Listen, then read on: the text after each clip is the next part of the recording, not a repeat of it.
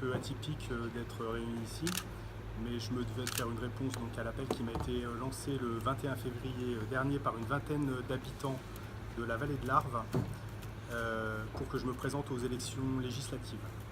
Et j'ai dit combien cet appel m'avait surpris, combien il m'avait honoré. Depuis, un grand nombre de personnes a répondu à cet appel. Je remercie chacune et chacun de la confiance qu'ils me témoignent et de l'espoir qu'ils mettent en moi. Après en avoir discuté avec ma famille, mes amis, mais surtout après une longue réflexion personnelle, je me dois d'apporter aujourd'hui une réponse. La plupart des signataires de cet appel ne nous connaissent pas directement. Leurs souhaits dépassent de beaucoup ma personne.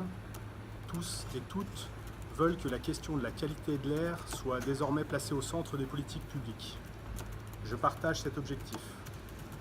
Le mandat de député, parce qu'il permet d'être entendu au sommet de l'État et qu'il recouvre l'essentiel des zones affectées par la pollution, est en effet pertinent au regard de cette menace qui pèse sur la santé de chacun. Je n'avais jamais envisagé d'être candidat à une élection.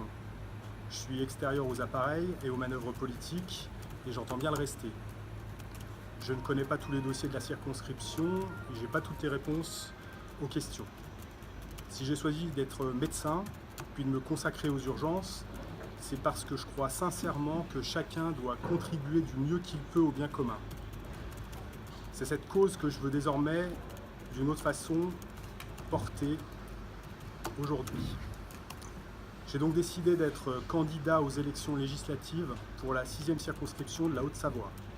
Toutefois, je ne maintiendrai pas ma candidature si les programmes des autres candidats abordent la question de la qualité de l'air de manière audacieuse, transversale et détaillée.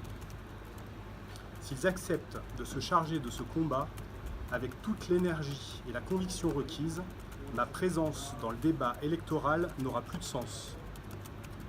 Dans cette hypothèse, je précise d'ores et déjà 2 points. Je ne solliciterai l'investiture d'aucun parti, ni d'aucun mouvement. Je ne briguerai aucun autre mandat. La vallée de l'Arve n'attend pas d'homme providentiel. Elle attend des solutions rapides, audacieuses, innovantes, mais surtout efficaces. Sa situation géographique, son image, le nid de compétences qu'elle représente dans les domaines du tourisme et de l'industrie doivent être le terreau du projet qui fera de notre vallée cet espace exemplaire attendu de tous.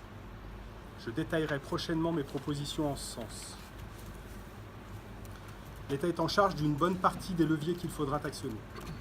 Le plan de protection de l'atmosphère est un document utile, mais dont chacun a pu mesurer les limites, et ce, d'autant qu'il n'a été que très partiellement appliqué.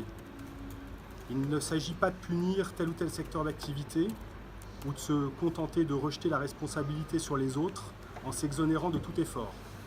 Je veux mobiliser tous les acteurs et tous les habitants de la vallée autour d'un projet simple, construire une vallée exemplaire, et ce, que je sois candidat ou pas.